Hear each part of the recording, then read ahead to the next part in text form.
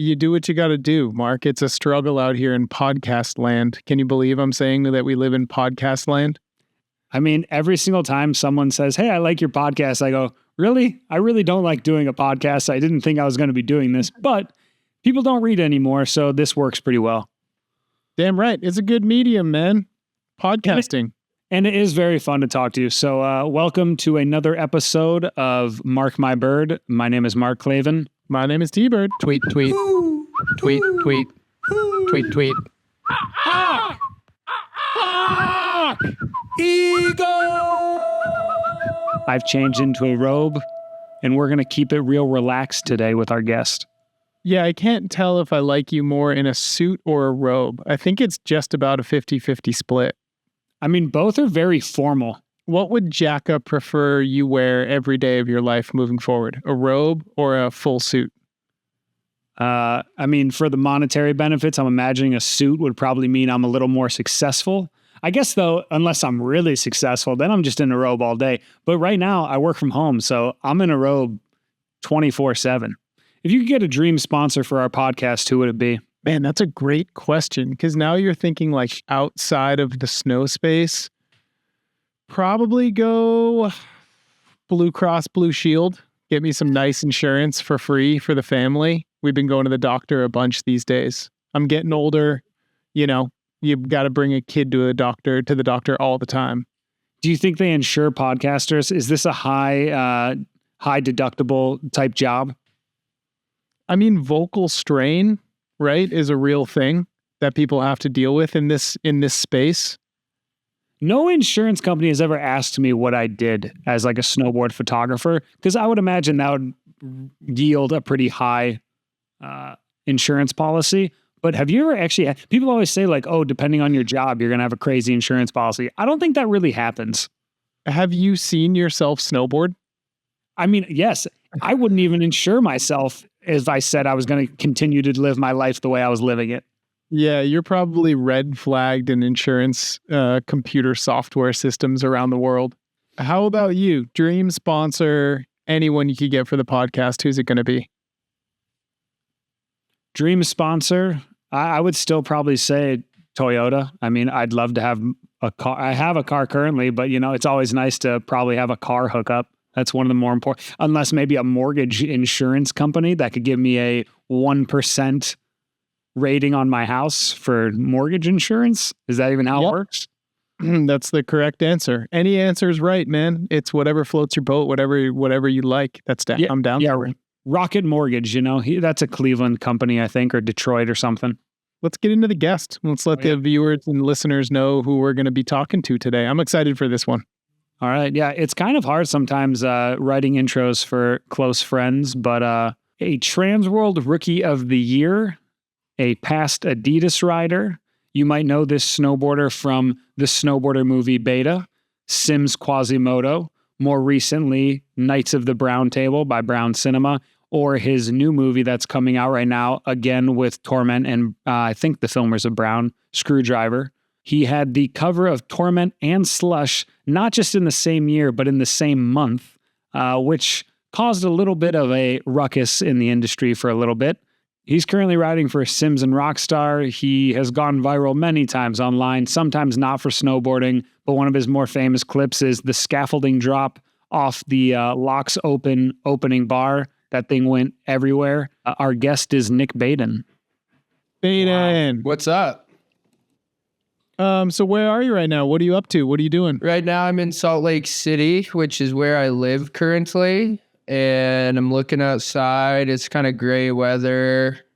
Gone to the coffee shop twice today. Went to the yoga studio once. It's not winter yet. You're not technically like doing the thing and working every day and snowboarding. What does typical off-season day look like for Mr. Nik Baden? It kind of depends on where I am, but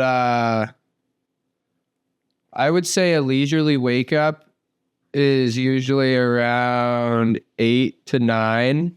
And usually I go for a walk. And then I would try to do like some activity, whether it's like biking or skateboarding or surfing, or I sometimes play tennis, go for a hike. Then maybe I eat food around like 11. Incredible. What else do I do? Our listeners are freaking out right now. We can't believe we're getting an inside look at Nik Baden's Yeah, life. day in the life. I could film one actually and like submit it, and maybe that would help the viewer. I personally like it because it's so opposite of my day to day that I like hearing about it and being like, man, I remember what that was like. It's so nice. Yeah, it's really nice. It's very relaxed. I've been relaxing a lot lately. You've also been selling out with a Rockstar hat and already showing a Rockstar mug for those that are not looking at this on YouTube and listening on Spotify or wherever else you get your podcasts. A second ago, I kind of flashed the Rockstar mug, but my patch fell off the mug. But so now it's powered by bacon. Do you have a podcast incentive on your contract? No, but something to work in there next time, huh? If you weren't a pro snowboarder, what do you think you'd be pro at? Well, I'm not very pro at most things, but maybe I would be like I think I could be a driver for somebody. Like maybe I could be like 2 Chainz driver or something. I wasn't sure if you're going UPS or like professional NASCAR driver, but you're just talking about being just someone's chauffeur. Like a personal driver. Okay. All right. 2 Chainz. I think that would be more fun than being like a UPS driver. Well, here's the thing. Are you also, if you're the driver, are you also security, or are you just focused on driving, like getting them from point A to point B? I guess I don't know. I'd have to figure that out with the client. Yeah. Yeah, you would. I worked for UPS for about a month. Well, actually, I worked for UPS for a few months. And to be honest, you would probably enjoy it. You just get paid to work out. Like, you're up and down nonstop. I was just in the truck and like carrying tires out to, different houses and everything during the Christmas season. It was very fun. Yeah. And it was well paid. Isn't that easy? I bet, huh? Or is it super easy? It's pretty, I mean, the driving's a little bit different, but the sitting in the little shotgun seat and just carrying out a package with like a little board for people to sign, pretty easy. Yeah. Not that hard to mess up. Yeah. So you weren't actually driving the van, Mark? You were just like the package runner? Yeah. Those little, like next to the truck, there's that tiny little hitch that people can sit on over the stairs. I just dangled my feet on there for 8 hours a day, from Thanksgiving till Christmas for like 3 years in a row. What age are we talking here? Is this recent or is this like high school?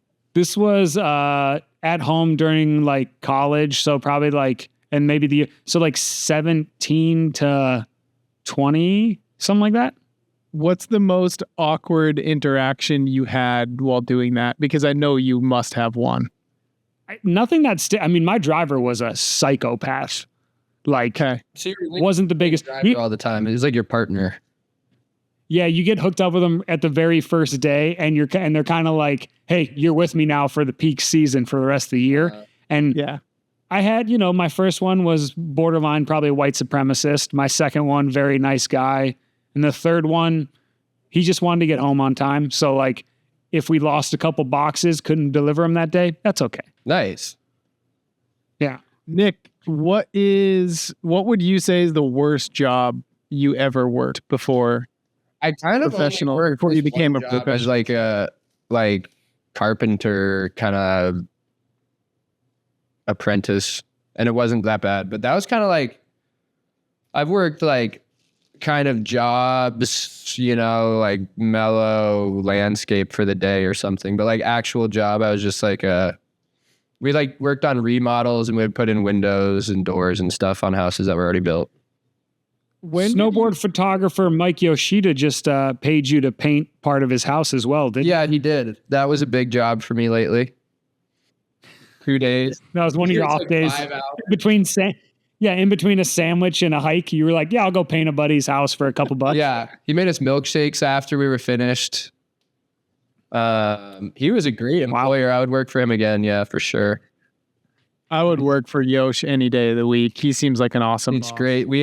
He would listen, he would just shuffle his music. So it'd kind of come in at like anything. And we kind of listened to similar music, I found out, because a lot of his music was like female lyricist kind of dance music. And I kind of like that stuff. So Nik, when did you start getting paid to snowboard? I want to get into your kind of journey. You grew up in Colorado, right? Steamboat? Yeah, I grew up in Steamboat Springs, Colorado, and I skied for a little bit, and then my friends started snowboarding. I like would snowboard down the driveway and stuff when I was younger, and then got a snowboard when I was like 4 or 5 or something, and then really started snowboarding. And I eventually started getting paid when I was super young. I think I was like 12 or 13 from Burton. And then how did that come about? Did that go through a rep? Yeah, that was like the local Colorado rep. And then Frankie Chapin was the team manager at the time. So there was like a grip of young people like Kyle Mack, Gabe Ferguson, Ben Ferguson, Taylor Gold, Carter Small. Yeah. There was like a group of 5 or 10 of us that were all like within 5 years of each other and kind of like sponsored. Are we talking like lunch money, or are we talking like enough to save up to eventually get a car? It was like thousands of dollars. I don't know, maybe like $8,000 or something like that per year. And at the time, I was like, living obviously at my parents' house. Like my parents would pay for stuff, and then they let me keep that money. Yeah, as a 12-year-old making $8,000 a year is more than most 12-year-olds make. Right. Yeah. What's the best contest result you had during those years in your kind of competitive snowboarding career? Well, it doesn't sound that good, but I didn't do very well in any professional contest. I think like I made X Games finals once because somebody got hurt, so then I got into finals, but it's pretty good. That wasn't bad, yeah. But I wouldn't really have good made it unless somebody got hurt. And then that was when I was like 16. That was probably like the best I ever did. I like made some finals at big events, but I never podiumed or anything like that. But I gotta say, like you were always, I announced a lot of, I guess, prestigious snowboard contests in my career. And I was always really fucking stoked when you dropped in, because you were one of few competitive snowboarders in the world that seemed to me like you didn't really have a rehearsed run. It was kind of like, I don't know really what I'm going to do here. Just going to kind of figure it out. Is that true? Yeah, I mean, I appreciate that. I think I had like runs in mind, but I wasn't very good at like actually executing the run. So I would kind of like have things in mind and I would try to do the tricks in practice, but I would rarely like do a full run in practice. And then that, related to the competition, because I rarely landed a run in a competition as well. So how did it feel to be like a ton of people's favorite competitive snowboarder, but just not get on the podium? But every time you ended, people would be like, wait, say it again. Sorry. Or like, you'd get like dapped up, and then it's like, you're kind of getting dapped up for like falling or getting last. And they're like, dude, but you're so cool or something. And it's like, well, I actually am not very good at this. But thank you, Is that why you eventually decided to leave competitive snowboarding? Yeah, I mean, honestly, like I wasn't doing very good. I feel like when you are doing contests, if you're not really in the top 3 or like consistently like doing well, then there's kind of not much of a point, because I don't know, from like a sponsor's perspective, a lot of people aren't like, oh, that guy got 5th, I'm going to buy that board, or like they got 10th. Just for myself, I like wasn't doing very good. I didn't really like the vibrations I was feeling from other riders or coaches or people around. I don't know. There was like a mix of ingredients that I just wasn't very stoked on. that eventually I kind of like had an opportunity to go film and do stuff. So like, if I didn't have that opportunity, I probably wouldn't have been able to like transition pretty easily into like filming video parts. Yeah, when you made that transition from competitive snowboarding to like full on just straight filming, very backcountry specific, did you have any sponsor fallouts because of that? Were any brands not down, or had you aligned yourself at that point with the right brands that supported you? I mean, it was pretty sick at the time. So I like rode for Red Bull for a time, but then I got dropped from Red Bull like before I kind of stopped doing competitions. And then at the time I rode for Adidas, who was like, I was kind of the token event rider. And they supported me like going to film parts. And then I rode for Oakley at the time, and they seemed to support me for a couple of years, but then that ended as well. So maybe there was like fallouts because of that, but I don't know if it was like super related to that, I guess. Like I did have support, and then Adidas not obviously, but they ended up like stopping their role in the snowboard world. So I don't think that had to do with me, but yeah, I was. yeah, They're just so over sponsor you. They're like, we're getting fully out of snowboarding. Yeah. There's no way else we can get rid of Baden's contract. yeah, we don't want to make this just on him. Fuck. How was the Adidas cheese? Was it pretty good? I think a lot of people like got breaded, but I was a little bit younger. But they paid me like, I don't know, like $30,000, and then would just like I had a dope travel budget, and I could like post on Instagram and get paid, and make finals and get paid. And you got to travel the world on their dime. Yeah, like literally, like right now I don't have any like travel budget, and then I could just like expense literally anything. I feel like I think I took it for granted. Like it was a dope opportunity, and I like did use it, and I did like use all the budget that I was allotted, but I probably could have used it for more.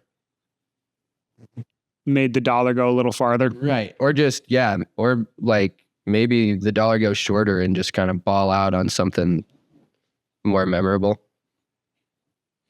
I personally wish like the Nikes and the Adidases would get back in and stay in, because that money I think it's important to snowboarding. Yeah. Like it sets a certain standard that other brands don't necessarily have to match, but they have to say like, okay, well, this is kind of the gold standard of where we're at. And it also allows riders to kind of ride for board companies that necessarily can't pay as much, because a snowboard company can't pay as much as a Nike or an Adidas. I don't know, just kind of opening up the conversation there. I wish they would get in and stay. Yeah, I do too. I mean, I don't think there's any downside to that. I think like when Nike maybe came in, they paid some people a lot of money. And so that it maybe made other companies, like you're saying, like raise up, or maybe it made other companies or riders feel like they were missing out or something. But I don't know. When you look at like Manuel Diaz or something like that, like he rode for Nike, and then he could just like ride a slash board, and right, he was able to go to Alaska and live in Chile and like crush it, Yeah, and that's the thing is like if you kind of look across the aisle at the skateboard industry, right? Like you have someone who is on Nike and they're paying the bills. Granted, I know the budgets aren't the same and they're selling shoes and not snowboard boots, but they're on Nike, so they're financially pretty secure, and they can afford to go ride for like the homie board brand, right? Totally. For significantly less money, but they're supporting the core scene a little bit more. Yeah, totally. Like I would think that like say Nike makes a video and there's a lot of viewers watching that, they might be more inclined to buy a slash board that's like a company run by Gigi Ruff, or like or Haldor and Lobster from back then stuff. Yeah. Like Haldor was able That's to, actually a really good start, point. like lobster and what else? He had a clothes brand for a little bit, like a beanie brand. Him and his brother like had like 4 brands at one point, and I think bindings too, right? Switchback. yeah. That's actually a very interesting idea because a lot of people say like when those big brands come in, you know, it ruins the market, but it's like, or the little brand can be like, cool, we want to get in with these large projects. Then then you see them in a video and you want to go buy the cool stuff that's within the Nikes and the Adidases of the world. Yeah, I kind of think I think we just solved snowboarding. right, yeah, easy, just like that.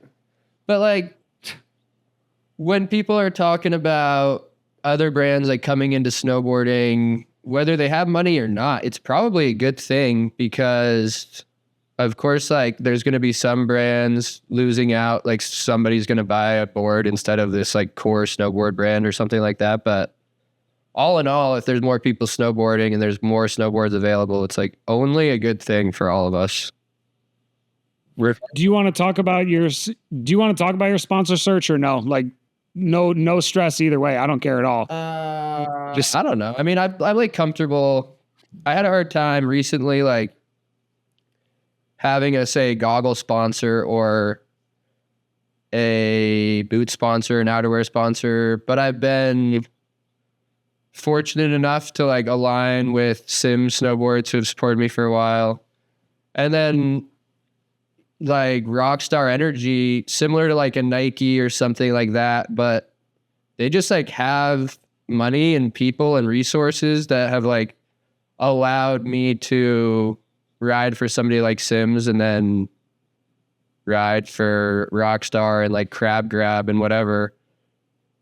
Well, I can like, and give you a little leeway while you're looking for another sponsor. yeah, like I can just like I'm still able to like go and do a job, whatever that is. Like, Yeah. still able to go snowboarding every day. So Yeah, it seemed.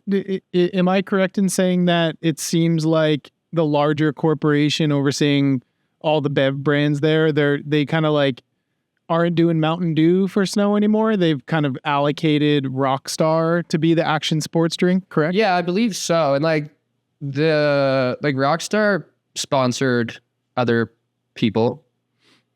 Yep. Yeah. And then I think this is fine. This is like public information, but like Pepsi owned Mountain Dew. And so they kind of had their own thing going on. And then Pepsi ended up buying Rockstar Energy. So I think maybe that something in there kind of changed between what they're going to do with Mountain Dew and Rockstar and how they're going to like allocate athletes and whatnot. Because I think Mountain Dew still, I don't know if they sponsor like video gamers or something, but I think they have like a bigger presence in these other places. And then Rockstar is maybe more of an action sports thing. It kind of makes sense to me. Like when I think of Rockstar as more of an action sports drink than maybe Mountain Dew. Yeah. You know? Yeah, I don't know. I mean, I think Mountain Dew was like a cool thing to be sponsored by at one point. I remember like Shaun White was sponsored by Mountain Dew and nobody else was really. And I was like, seems kind of badass. Yeah, I'm talking about Mountain Dew. Yeah, baby. exactly. Like that's That's an iconic soundbite. But it's also cool, like a brand like Rockstar who's able to sponsor like a wide range of snowboarders, you know, like I'm on the same team as Redmond and somebody like Mikey Cicerelli or Mons Roisland or Torstein that like, I don't really ever ride with them, but we are like under one umbrella, which is kind of cool. After you kind of made the full-on switch to filming full-time, what was like the first video part that kind of made it click for you where you're like, oh shit, this is working. Like I filmed a full part that I'm happy with and this is a viable path for the rest of my career. Yeah, funny enough, so the Olympics in 2016, I think that's when we were able to film Snowboarder Mag beta video.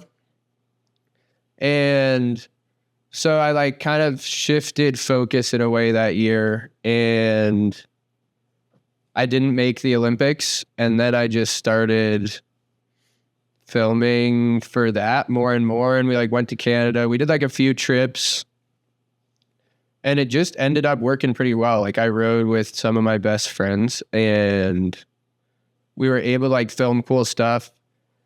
And then after that, I did a contest maybe the next like 2 years or a year. And then I remember the US team, I was with Gabe actually, and we both, like the US team called me and then they called Gabe and they were like, yeah, you guys aren't doing this anymore.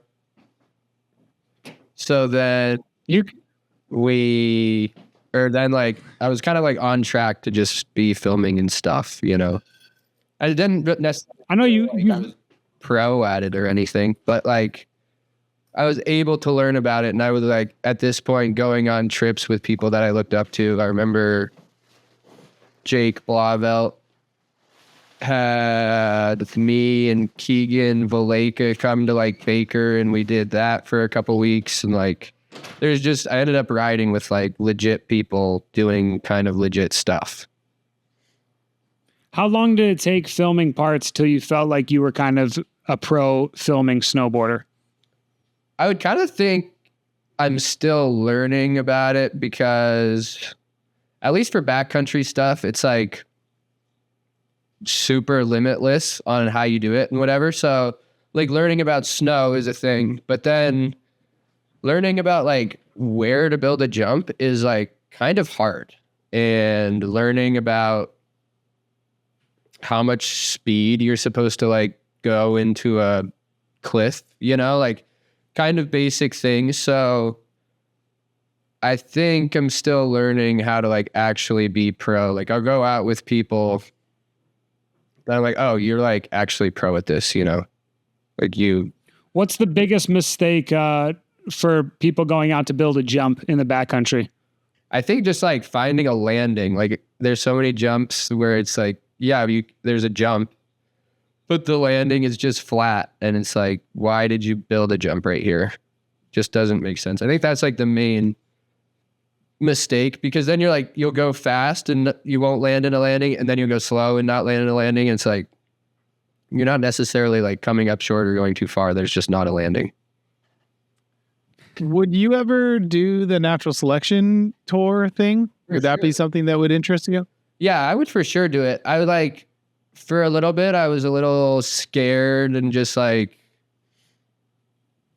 you know, a little bit of a hater, but maybe that was stemming from jealousy, and just like, I would look at some of the people invited and be like, why are they invited? And somebody like John Jackson or Jake Blauvelt or something like isn't in there, which I kind of understand now is just there's such a big pool of people that you can't really do something and then like have J-Rob and all these people just in there as well. There's got to be, at some point, you're going to miss out on like somebody.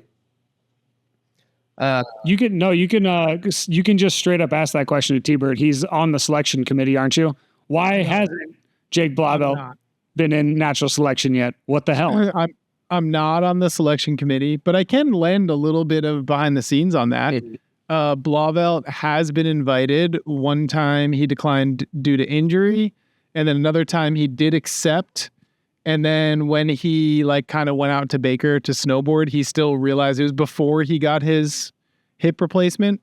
He realized his hip just like still wasn't 100%. Okay. And so he hit up NST and was like, hey, if I'm not 100%, I don't want to ride, which I respect. I respect that too. Cause like, yeah, it is a small group of people. Like how many people are invited each year? 20 something? Yeah, it's 16 men and 8 women. So 24. So if you're like not able to put your best foot forward, I think it is a good thing to like give that to another person, right? Who would be like, who do you think you would match up well against? Travis, right? Or who would you want to match up well against? Honestly, when I think about it, like the goal is to beat Travis Rice, kind of. So it's like, that's like the point of doing the contest in a way, is like to beat Travis Rice. So I would like to like go against him, I guess. Is it like Mike Tyson's Punch Out where you're like, just give me the final? Yeah, or like maybe I'm Jake Paul in this situation or something. Oh, Who do you got? Who do you got in the Jake Paul versus Mike Tyson fight that's going down tonight? Iron Mike, I do. What about you? Yeah, of course. I do not want Jake Paul in any sense of the word winning that fight. I would take the loss for Cleveland because him just being born has been a loss for Cleveland. I didn't know he was from Cleveland. Yeah, that sucks for you.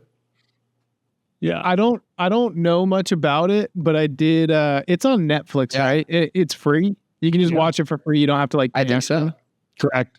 Oh, in that case, I'm for sure watching it. I thought it was like a pay-per-view, like add-on buy thing, which I would not purchase that. But if it's free, I would check it out. But I did a little research into it, and I do have to give Jake Paul his flowers a little bit. Like, I think the dude's a pretty fucking good boxer.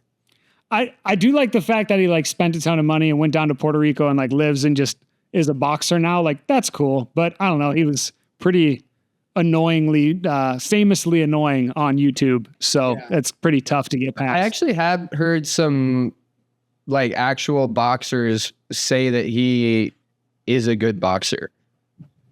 Yeah, I mean, a bunch of people are putting money. He's the favorite of the match. I would hope so. How old is Mike Tyson?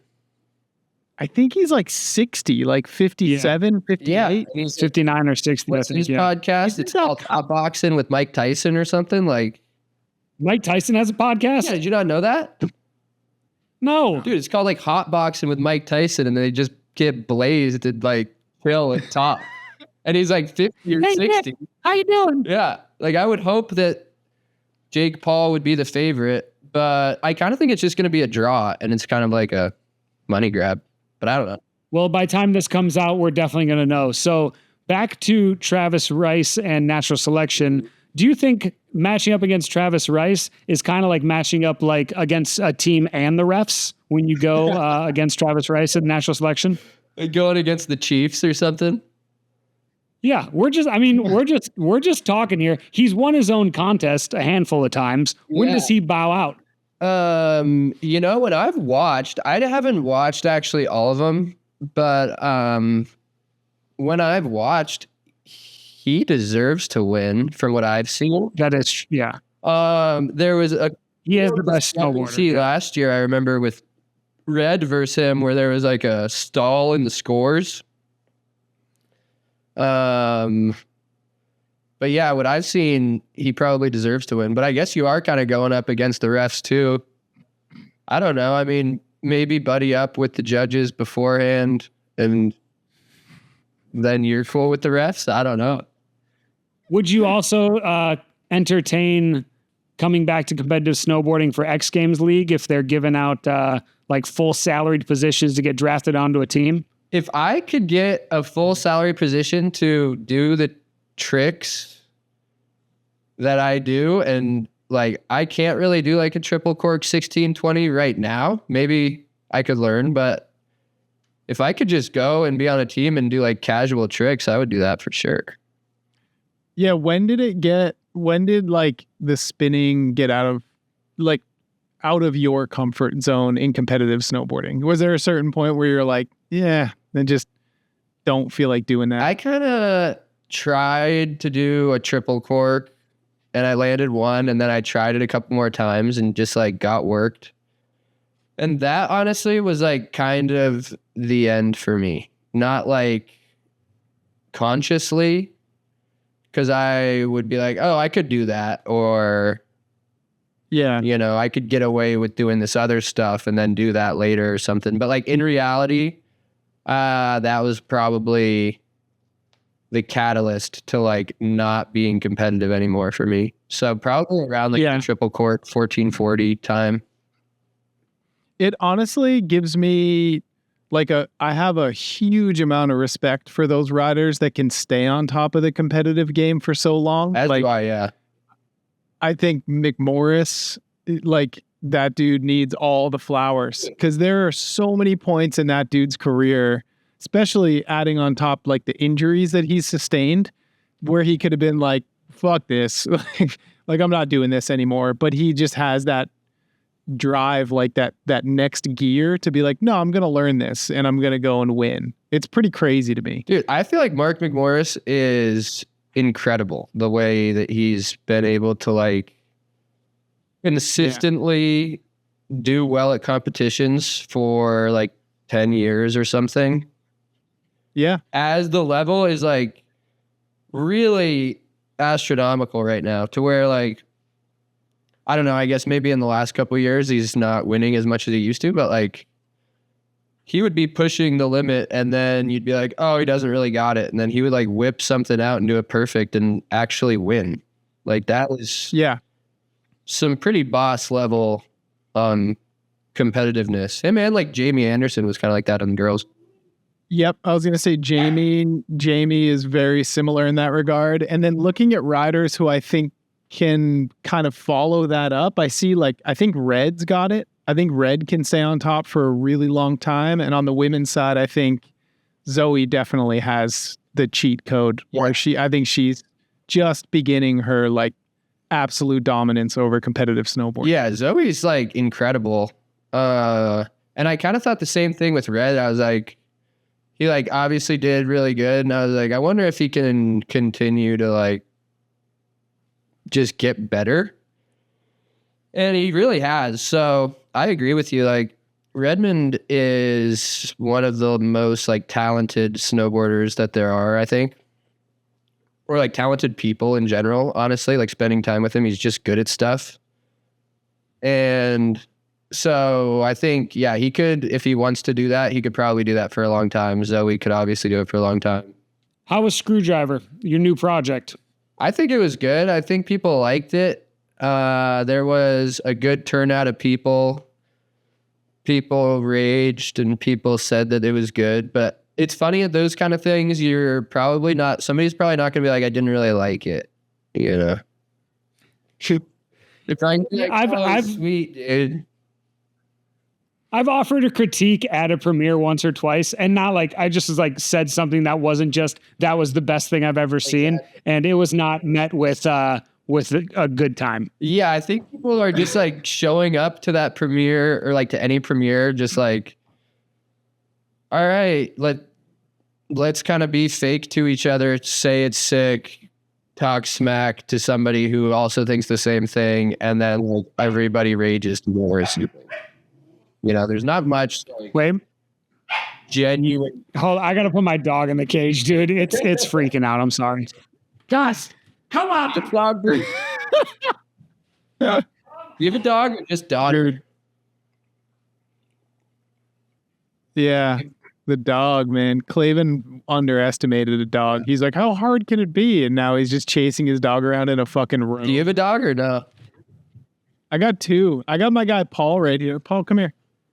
Yeah, that's an old dog, dude. I got a young dog that just wants to play. For the first 20, I apologize. For the first 20 minutes of this conversation, my dog was just ripping apart my mudroom, shoes, everything. And the whole time I was like, I was half listening because I just heard Jacka's stuff getting torn to shreds. So now I'm a little bit more into it. The dog is put away. I feel bad putting the dog in a cage, but I got to get work done, I guess. This is my guy right here. Yeah, no, you guys look super chill. He's very chill. Yeah, well, that dog's happy on the West Coast. Okay. Right.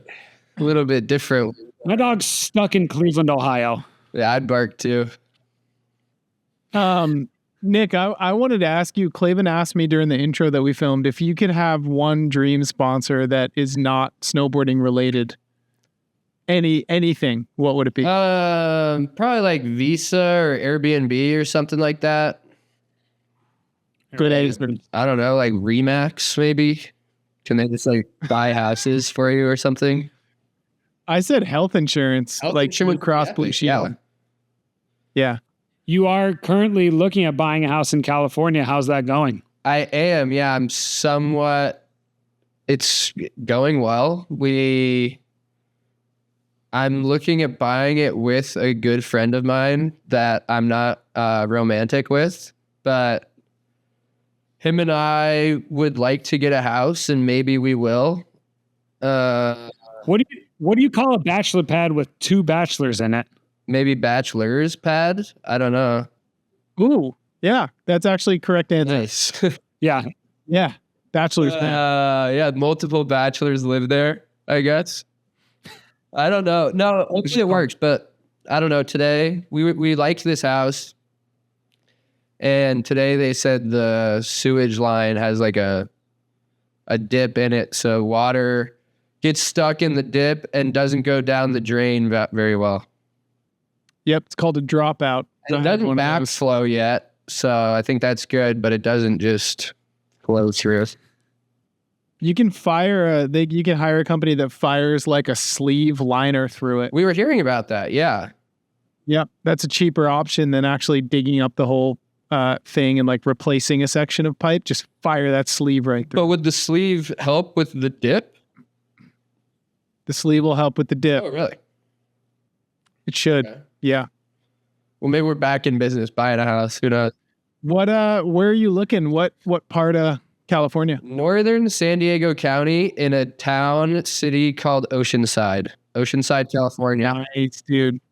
Oceanside is like, I feel like the last semi-affordable place to live down there. And Oceanside's the sickest little town down there. It's so cool. It's where Mike Yosito lives. Yeah.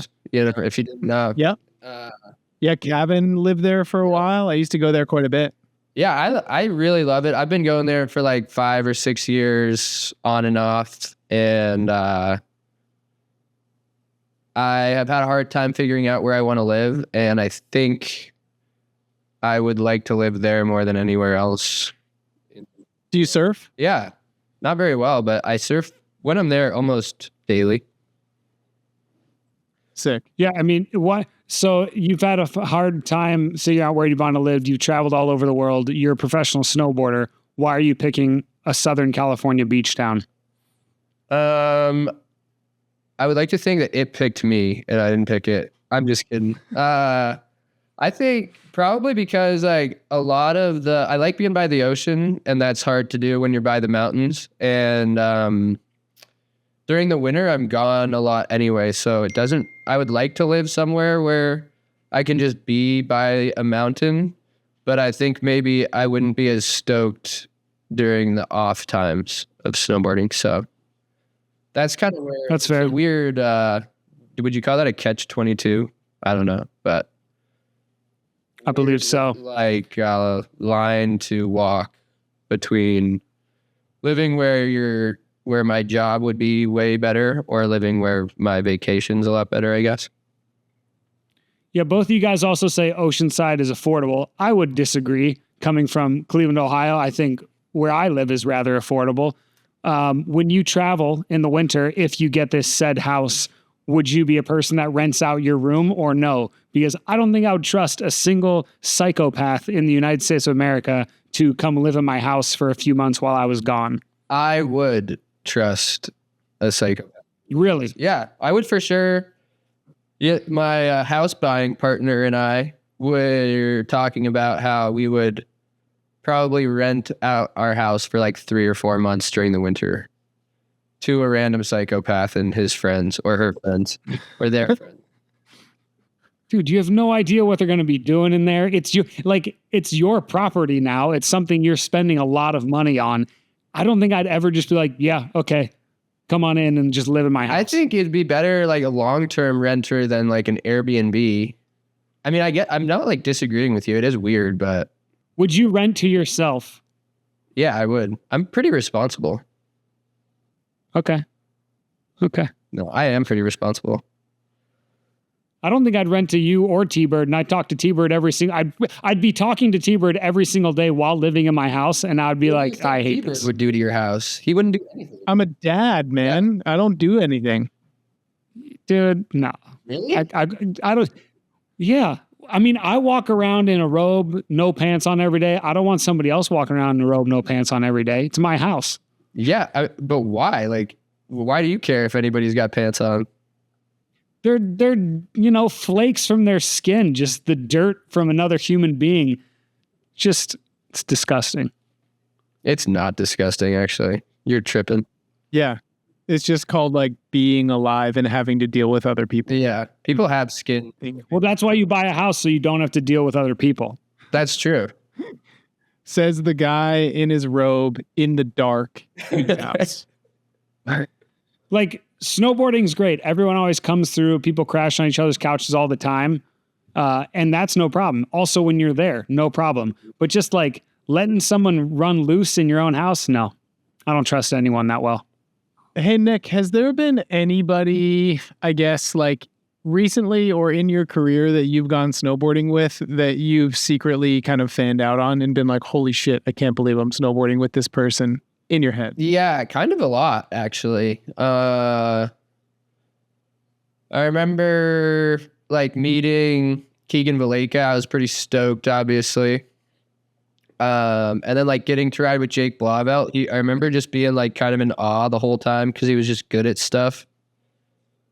And he would like show up, and I was like smoking quite a bit of weed at the time. And so I would like wake up at he'd be like, let's meet at the parking lot at 6. And I would be like, really?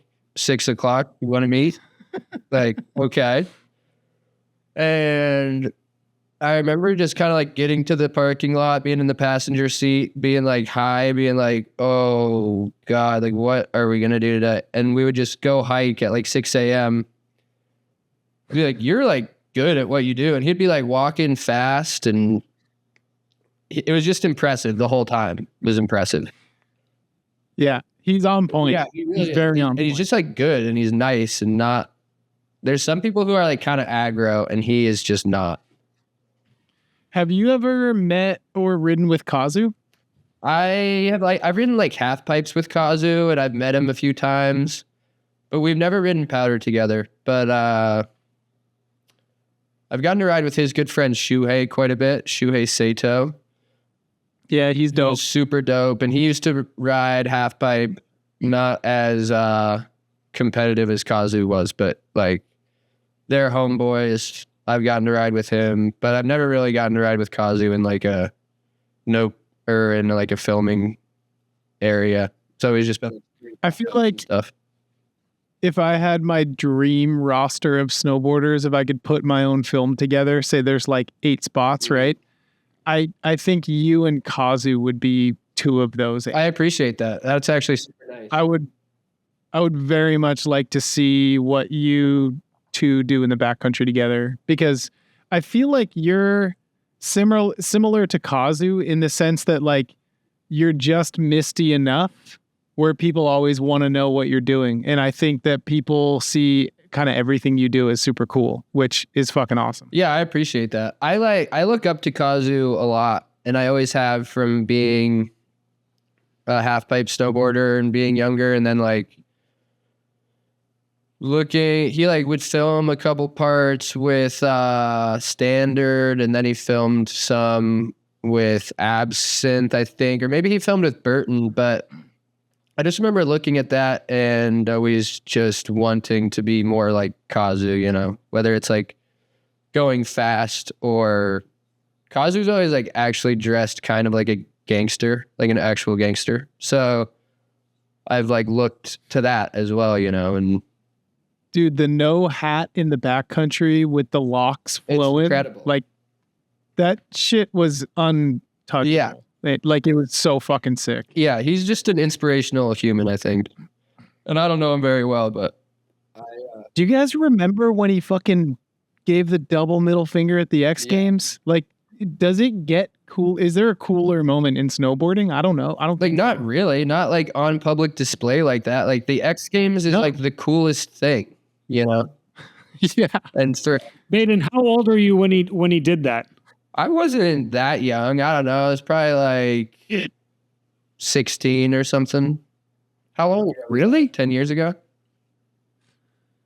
No, I think longer than that. He was on Anita's at the time, so it couldn't be like that long ago, I guess. That was at least, that was over 12 years. Maybe I was like 14 or something. I guess I don't know. Yeah. But yeah, that was cool. Yeah, what else has inspired you in snowboarding? Well, a lot of things, I guess, but like honestly, recently it's been super cool riding with just like getting to a point where a lot of my friends are like really good and a lot of the people that I ride with every day like happen to be some of like the best, or in my opinion, some of the best snowboarders. So recently I feel like I get inspiration from like I live with Parker Zamowski and Blake Paul, for instance. And so I'll like be watching a movie with Parker downstairs and get an inkling, say, like, you ever just sitting there and then you like think about snowboarding, and then I could just be like, yo, Parker, do you ever think about this trick, or do you ever think about that? And then we'll like talk about just some random like snowboard nerd stuff, just us two. And that's like inspirational, because then you can go up to the mountain and see other people that are at this point just like friends, but then watch them snowboard and just be like, damn, like I want to do better, because like that dude that I got dinner with last night is actually also really good. And kind of brings it more of like, instead of like I used to watch, say, Kazu and be like, you're so good. Now it's like, when I got dinner with Cody last night, it was cool. And now like he's really good at snowboarding. And I'm just like at the mountain with him, and we're just like snowboarding every day, you know? Like Gabe Ferguson has always been like that for me. I probably like get the most inspiration from him. I can kind of like see that on film. I feel like when you and Gabe are like riding together, you can tell during a session that you're feeding off of each other and like something clicks. Yeah, I've known Gabe since we were like 6 or 7. And I've always gone like and stayed at his house. He's come and stayed with my parents and I. And so now to like be snowboarding and trying to do it at this high level is so fun, because we both like to snowboard on similar stuff. And then if I'm like thinking about something, he'll be like, yeah, you got that. Or like, that seems like maybe you can't do that. Or like, Gabe, like there's this over here, I think you should hit this, or you should ride that. And it's rewarding to be like, yo, Gabe, I think your name's written all over this thing. And then he like does it really well. It's like another step of inspiration, like we were talking about. Who is your favorite person to go drink some beers with after snowboarding? Mark Clavin used to be pretty good at that. He was really good at it. You didn't R.I.P. my really stomach. good at that. Yeah. Both Malachi and Red Gerard are good at that. Parker Zamowski is maybe the best. Yep. And Gabe Ferguson, I don't know if people know it, but he really puts him back sometimes, and he is really fun to drink some beers with after snowboarding. Was the Torment cover your first ever cover? Yes.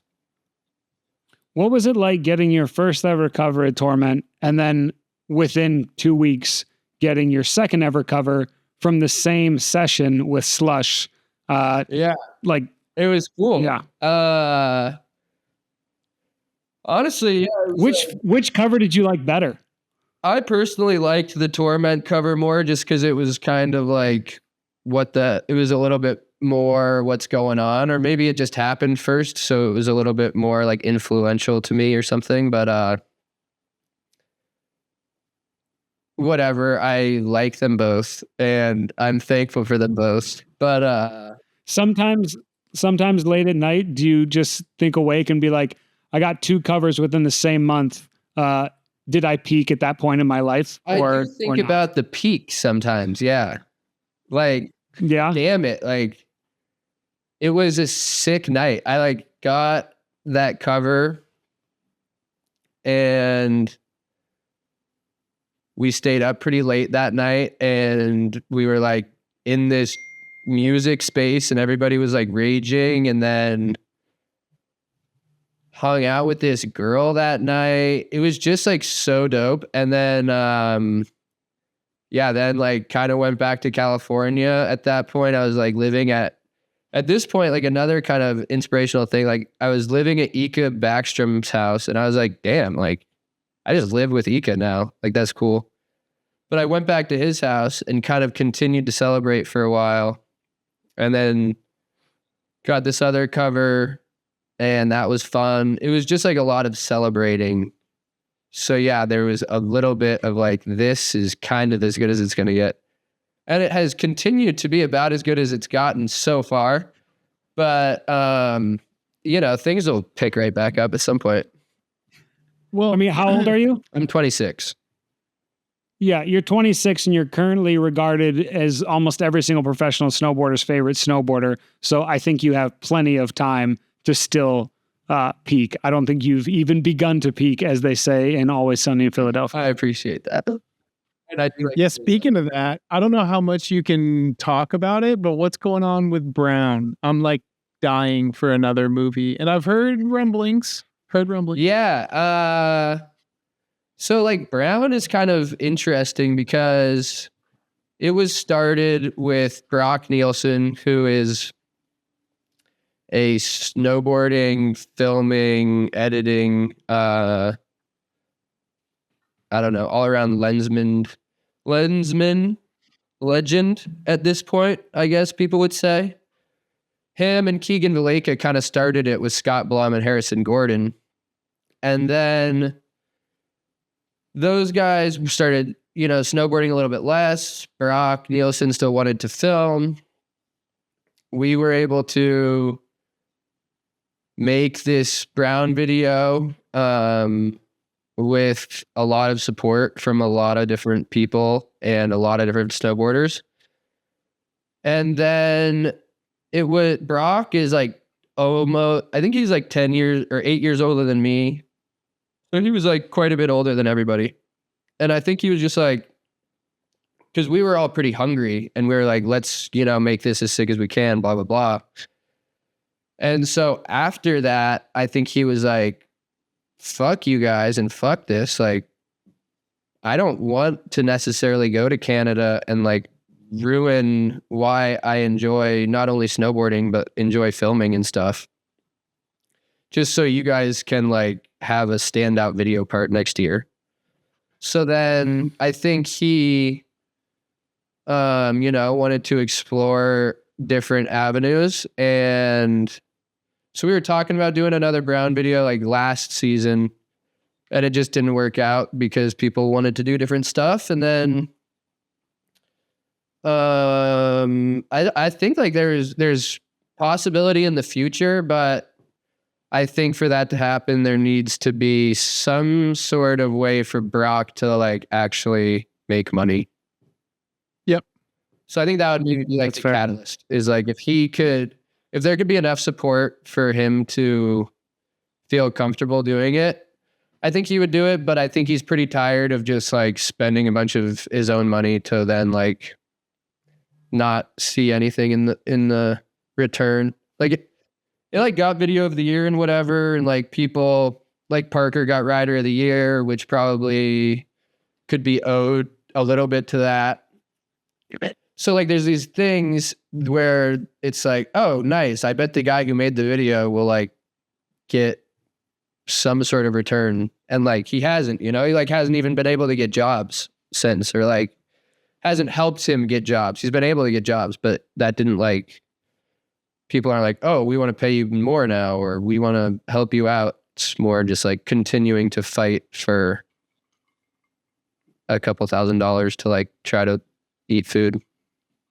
For sure. It's a hard balance. I mean, and you go through it too. Like you have all these standout parts, you have covers, people love you, and you're still looking for sponsors as well to have a successful winter where you're not having to spend a lot of your own money to get out there and do it. For sure. And you guys would know, like from being photographers, that you a lot of the time are like, you're lifting up somebody else's career for then hopefully you will be lifted in return. So like sometimes the athlete's lifestyle will get lifted or enhanced. And as a photographer or videographer or whatever it is, maybe nothing will happen to them because people are more interested in the influencer. See, me and Bird have actually had that conversation on the other side where both of us are sitting in houses that we bought because of snowboarding. Yeah. Like we both, it's kind of crazy that we both have benefited monetarily by clicking a button when people like yourself are the ones that are putting their, I mean, we're all out there and anything can happen, but me nor Bird have never hit a 70-foot jump for any reason. I don't think. T-Bird, what's the biggest jump you've ever hit? Oh God. Yeah, not even close to 70. Yeah. And it is kind of crazy because a lot of media people can make a living off this, but then you see extremely talented riders struggling to get sponsors and struggling to continue to make their living when they're actually the ones producing the hard work. It is a weird balance kind of there. Yeah, but it's also less competitive. There aren't people trying to take our jobs. There's tons of people that would very willingly take any pro snowboarder's job, like young kid on the come up, you know? Yeah. Videographers, I have no idea how they have to pay for all that equipment, and then they make movie of the year and don't see the return coming back to them next year. That's crazy. It's probably just due to like online presence, right? Like that's kind of what it's all about, is if you're seen online as like a boss, then companies want to sponsor you maybe. Maybe I'm wrong. Last question from me, Mr. Baden, what are you up to this winter? What are your plans thus far, if any? I'm planning on going to, I think I would like to go to the Midwest and stay at my friend Tommy Gesme's house in December. I've never been. He lives in Minnesota. I'd like to go do that for a week or two. And then it'll be Christmas time. And then in January, I'm planning on going to Europe. And then after that, I'm hoping to film with Redmond, Gerard, and Gabe Ferguson and make some sort of video. A little rock star project? Ideally, yeah. So we'll see if that comes into fruition, but that would be the ideal thing. What are you up to this winter, T-Bird? I don't quite know. Natural selection tour stuff. I'm gonna jump on random photo trips if possible. And I got a couple Portland Trailblazer games I'm gonna be shooting again this year. That's kind of my winter plan. That's cool. I've been liking seeing the Trailblazer action. Thanks, man. Yeah, it's been super fun. I'm grateful for the opportunity. Yeah, that seems super cool. Cool. Well, I appreciate All right, you guys for doing this, and thanks for your time. Dude, thank you for your time, man. We appreciate you, and you're one of our favorites. You're the fucking... You guys too, you rule. And I don't know if we talked about anything of substance, but it was fun chatting. That's the beauty of this podcast. Doesn't need to be. It's just shooting the shit. Perfect. we never talk substance, so No. you're right on par. Perfect. Well, thank you. That was fun. Yeah, All right. Nick, you're the man, buddy. Hey, guys. I Thank you, appreciate buddy. it. Peace. That dude's awesome. Straight up.